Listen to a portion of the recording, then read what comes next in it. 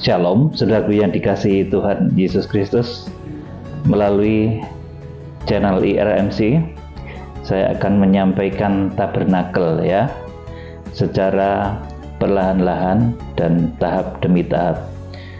Saat ini saya akan sampaikan mengenai pintu gerbang kerajaan surga yang dahulu digambarkan dengan pintu gerbang tabernakel. Saudaraku yang dikasihi Tuhan Yesus Kristus, tertulis di dalam Keluaran pasal 27 ayat 16, kemudian Keluaran pasal 38 ayat 18 sampai 19. Pintu gerbang tabernakel itu terdiri dari kain penutup ya, sepanjang 20 hasta dengan tinggi lebarnya itu 5 hasta. Kemudian warna dari kain penutup itu adalah biru langit atau saudaraku, biru laut, kemudian ungu, kemudian kermisi, kemudian lenan halus yang putih dan dipintal benangnya. Saudaraku, kemudian tirai dari pintu gerbang tadi disangga oleh 4 buah tiang dari tembaga dan berdiri di atas 4 alas atau kaki dari tembaga. Saudaraku yang dikasihi Tuhan, kemudian pintu gerbang ini secara rohani menunjuk kepada jalan kebenaran dan hidup, menunjuk kepada Tuhan Yesus Kristus. Pengertian rohaninya, pintu gerbang yang panjangnya 20 hasta dan lebarnya 5 hasta tadi, di mana di sana ada satu tirai yang membentang yang berwarna biru laut, ungu, kermisi, kemudian lenan halus yang putih bersih itu, saudaraku. Kemudian memiliki 4 tiang. Saudaraku, ini menunjuk kepada saat seseorang itu menerima dan percaya kepada Tuhan Yesus Kristus di dalam penampilannya melalui 4 Injil, yaitu Injil Matius, Markus, Lukas, dan Yohanes. Saudaraku, artinya apa, saudaraku? Injil Matius itu menampilkan Tuhan Yesus sebagai Raja, Injil Markus itu menampilkan Tuhan Yesus sebagai hamba, Injil Lukas itu menampilkan Tuhan Yesus sebagai anak manusia, dan Injil Yohanes itu menampilkan Tuhan Yesus sebagai anak Allah. Saudara, artinya apa, saudaraku? Di dalam kehidupan kita harus percaya kepada Tuhan yang tampil sebagai Raja, hamba, anak manusia, dan anak Allah. Ini yang pertama harus kita pahami. Menjadi orang Kristen itu, saudaraku, suatu ketika harus tegas, bersikap seperti raja. Tegas, tidak kompromi dengan dosa. Tetapi di saat lain, dia harus bersikap rendah hati, seperti hamba yang melayani. Dicontohkan Tuhan Yesus juga membasuh kaki murid-murid. Saudaraku, jadi orang Kristen tidak boleh bersikap seperti raja terus, tetapi suatu ketika juga harus rendah hati. Pada waktu yang tepat dia rendah hati, mau melayani, saudaraku. Kemudian di saat lain dia harus tampil juga sebagai anak manusia yang penuh perasaan. Saudaraku, ini yang ditampilkan di dalam Injil Lukas. Jadi suatu ketika juga ada unsur sentimental, begitu orang dunia katakan, perasaan, empati, saudaraku, simpati, kemudian empati, itu satu perasaan anak manusia. Saudara, kemudian suatu ketika orang yang percaya itu harus juga menampilkan karakter Tuhan Yesus sebagai anak Allah. Artinya dia harus bisa menampilkan kuasa, kekuatan dari Tuhan Yesus Kristus, kekuatan dari Tuhan, menjadi saksi atas keajaiban-keajaiban Tuhan. Jadi 4 karakter ini tidak boleh hanya diterima satu karakter saja. Misalkan seorang karakternya raja terus, saudaraku ya, nanti jadi orang Kristen sombong. menjadi salah bentuk, atau menjadi orang yang berkarakter hamba terus, saudaraku, melayani nanti kerdil kekristenannya, atau menjadi orang Kristen tapi sentimental sekali, saudaraku, sedikit-sedikit perasaan, nangis dan lain sebagainya, terbawa, terhanyut oleh perasaan. Saudaraku, ada kalanya perasaan itu membutakan pikiran dan mata hati loh, saudaraku. Mudah sekali menangis, saudaraku, emosinya tuh tersentuh, saudaraku. Seperti itu, emosi-emosi yang tidak stabil. Kemudian di satu ketika juga, saudaraku, jangan sampai ada orang Kristen tuh yang kemeroh, dikit-dikit roh. Saudaraku, nanti akan bertumbuh menjadi keliru. Nanti menjadi seperti kebiasaan dukun-dukun duniawi. Jadi 4 karakter ini harus dipunyai oleh orang Kristen yang percaya kepada Tuhan Yesus Kristus. Karena Tuhan Yesus sudah tampil juga menjadi pribadi yang berkarakter 4 karakter tadi. Karakter raja, hamba, anak manusia, dan anak Allah.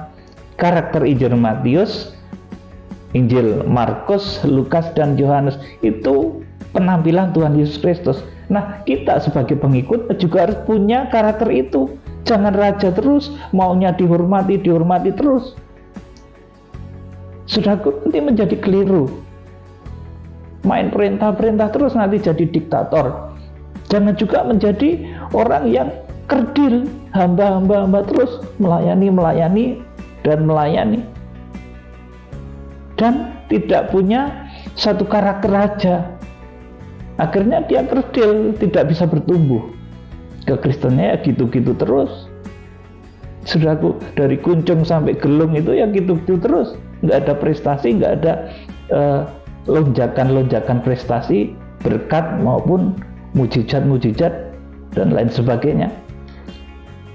Sudah juga jangan terlalu sentimental, saudaraku, dan juga jangan kemeroh, nanti menjadi seperti kebiasaan dukun-dukun duniawi, saudaraku yang dikasih Tuhan. Jadi 4 karakter ini harus ada juga di dalam diri orang-orang yang percaya kepada Tuhan Yesus Kristus. Ini pintu gerbang kerajaan surga. Kemudian dari tirai kain penutup di pintu gerbang yang panjangnya 20 hasta dan tingginya 5 hasta itu, saudaraku, itu juga terdiri dari warna-warni, saudaraku.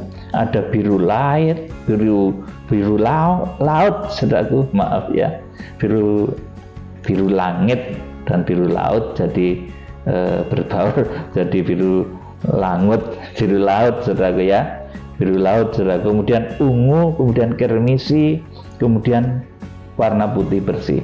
Saudara yang dikasihi Tuhan, artinya apa, saudaraku? Menjadi orang Kristen itu ada prosesnya. Ada ketika dia harus sengsara, itu ada, saudaraku. Itu proses merah, kermisi.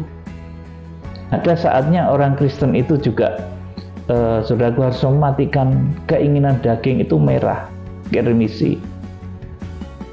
Ada saatnya orang Kristen itu dibangkitkan kekuatannya, diberi mujizat kesembuhan, diberi mujizat dalam hal berkat, diberi mujizat untuk dia bangkit, saudaraku, bangkit dari keterpurukan apa saja. Ini biru laut, saudaraku, warna biru laut yang menghiasi pintu gerbang, tirai pintu gerbang. Jadi pintu gerbang itu ada tirainya yang warna-warni, merah, kemudian biru laut, kemudian ungu, kemudian putih, saudaraku. Kemudian yang ungu ada waktunya juga dipermuliakan menjadi orang Kristen itu, saudaraku.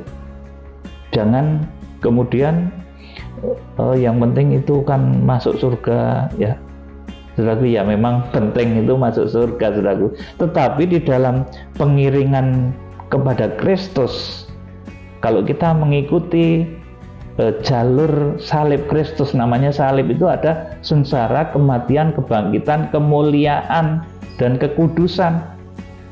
namanya mengikut Tuhan itu pasti ada proses sengsara, mematikan daging, kemudian saudara diberikan kuasa mujizat untuk bisa bangkit dari keterpurukanmu. Kemudian saudara akan dipermuliakan. Ini pintu gerbang yang benar. Saudaraku yang dikasihi Tuhan, jangan pula di pintu gerbang itu orang hanya mempermasalahkan mengenai nama Yesus. Saudaraku, harus Yosua Hamasyah harus menyebut nama YHWH dan lain sebagainya, mempermasalahkan hal seperti itu. Saudaraku, itu kurang tepat, saudaraku, karena itu perdebatan di pintu gerbang. Nah, kalau orang yang percaya kepada Tuhan Yesus Kristus, saudaraku, sudah saya kasih tahu, Tuhan Yesus itu datang dengan banyak nama di Wahyu pasal yang ke-19 itu. Saudara, jadi pengertian rohani dari pintu gerbang itu adalah, saudaraku, menerima dan percaya kepada Tuhan Yesus sebagai kepala yang menyelamatkan, kepala gereja, sebagai juru selamat. Saudara, kepala gereja. Kemudian sebagai orang yang percaya kepada Tuhan Yesus Kristus, dia juga akan melalui proses seperti proses tirai pintu gerbang tadi. Ada saatnya itu harus sengsara, ada saatnya itu harus dibangkitkan, dan ada saatnya harus dimuliakan, dan itu semua didasarkan atas sifat yang kudus. Saudaraku, kain lenan yang putih tadi, saudaraku, itu menggambarkan kekudusan. Saudaraku yang dikasihi Tuhan Yesus Kristus, jadi pintu gerbang kerajaan surga ini yang pertama mengandung arti bahwa menjadi orang Kristen itu harus mewarisi 4 karakter raja, hamba, anak manusia, dan anak Allah. Tidak boleh dipisah-pisah. Kemudian yang kedua, saudaraku, menjadi orang Kristen itu dia juga harus melalui proses yang pasti. Proses sengsara itu warna merah, sengsara kematian. Sengsara mematikan keinginan daging itu warna merah. Kemudian, saudaraku, setelah sengsara kematian itu ada kebangkitan, itu warna biru laut. Saudaraku, setelah ada kebangkitan itu ada kemuliaan, itu warna ungu.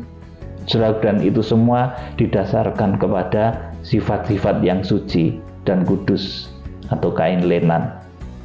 Saudaraku, jadi ada 2 hal yang penting ya, saudaraku, menjadi orang Kristen. Yang pertama itu harus mewarisi 4 karakter, raja, hamba, anak manusia, dan anak Allah. Ini harus ada di dalam diri saudara kalau saudara masuk dalam pintu gerbang yang benar. Kemudian menjadi orang Kristen itu juga ada masanya sengsara, ada masanya untuk dibangkitkan, diberi kuasa kebangkitan dari keterpurukan. Kemudian ada masanya juga, saudaraku, dia itu dipermuliakan. Saudara, ini janji pasti untuk orang-orang yang masuk di dalam pintu gerbang yang benar. Saudaraku, sekilas saya akan bacakan Keluaran pasal 27 ayat yang ke-16 ya. Saudaraku, Keluaran 27 ayat 16. Tetapi untuk pintu gerbang pelataran itu tirai 20 hasta dari kain ungu tua dan kain ungu muda, kain kirmisi dan lenan halus yang dipintal benangnya, tenunan yang berwarna-warna dengan 4 tiangnya dan 4 alas tiang itu. Amin. Saudaraku, jadi pintu gerbang itu mengandung arti pokok 2 hal, saudaraku. Orang Kristen harus mewarisi 4 karakter raja, hamba, anak manusia, dan anak Allah. Nggak boleh diperencau-perencau, dipisah-pisah. Karakter anak Allah saja, yang penting kan roh dan roh. Nanti saudara seperti kebiasaan dukun-dukun duniawi ya, saudaraku. Saudara juga nggak bisa nanti mempribadikan raja saja seperti Injil Matius. Saudaraku, mungkin aku kebiasaan membaca Injil Matius, terbentuk menjadi raja. Saudara kemudian memiliki karakter yang terus-menerus memerintah lama-lama jadi diktator. Saudara, jadi 4 karakter itu harus saudara miliki seperti Tuhan Yesus, Raja, Hamba, Anak Manusia, dan Anak Allah. Ini pintu gerbang yang benar. Kemudian menjadi orang Kristen itu juga harus melalui proses yang benar. Ini adalah pintu, adalah tirai dari atau kain penutup dari pintu gerbang tadi yang panjangnya 20 hasta dengan tingginya itu 5 hasta. Saudaraku, itu warnanya tadi ada merah, itu menunjuk kepada warna sengsara kematian. Saudaraku, kemudian ada biru laut, itu kebangkitan. Menjadi orang Kristen itu harus ada saatnya bangkit, jangan merah terus. Saudaraku, lampu merah di perempatan aja ada warna-warni kok, saudaraku. Masa kekristenanmu merah terus, saudaraku? Merah dari dulu, dari tahun 45 merah terus, saudaraku. Ya, sudah harus ada kebangkitan, saudaraku. Kemudian setelah dibangkitkan, sudah harus dimuliakan juga. Ada saatnya sudah dipermuliakan oleh Tuhan. Dan semua itu didasarkan kepada kekudusan. Jangan berdebat masalah nama Tuhan, nama Tuhan Yesus. Bolak-balik saya itu sampaikan, kalau orang berdebat nama Tuhan, itu dia berada pada pintu gerbang ini, proses pintu gerbang. Saudaraku, padahal Tuhan itu datang dengan banyak nama. Sudah bisa membaca di Wahyu pasal yang ke-19. Kalau di Indonesia itu kemudian ada sebutan Allah, itu ya karena pergeseran bahasa saja, saudaraku. Dari Elohim itu bergeser menjadi Allah, kemudian diserap dalam bahasa Indonesia untuk menyebut bahwa itu yang Maha Kuasa. Ya tidak apa-apa, saudaraku. Saudara yang dikasih Tuhan Yesus, dalam hal ini lembaga Alkitab yang menulis Allah juga nggak keliru, karena itu memang bahasa Indonesia yang merupakan serapan dari bahasa Arab, di mana bahasa Arab itu mengalami satu pergeseran dari bahasa aslinya Elohim, saudaraku. Dari sana kemudian diarah menjadi Allah, saudaraku. Nah, di Indonesia ini kemudian dibakukan, itu menjadi sebutan bagi pencipta langit dan bumi. Saudara yang dikasihi Tuhan Yesus, jadi demikian ya, menjadi orang Kristen itu harus mewarisi 4 karakter, juga harus melalui proses dari pintu saudaraku, dari kain penutup tirai pintu gerbang yang warna-warni tadi, ada biru laut, ungu, kirmisi, dan lenan halus yang putih.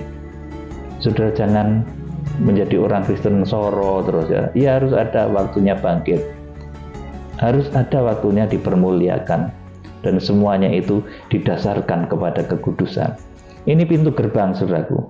Kalau di dalam badan saudara itu terkena kepada organ tubuh bagian kaki ya, saudaraku, kalau ada teguran dalam hal pintu gerbang ini, saudaraku, maka teguran itu akan datang pada bagian kaki saudara. Bisa mungkin kesandung dan lain sebagainya, saudaraku, pada bagian kaki pada bagian bawah terutama, saudaraku.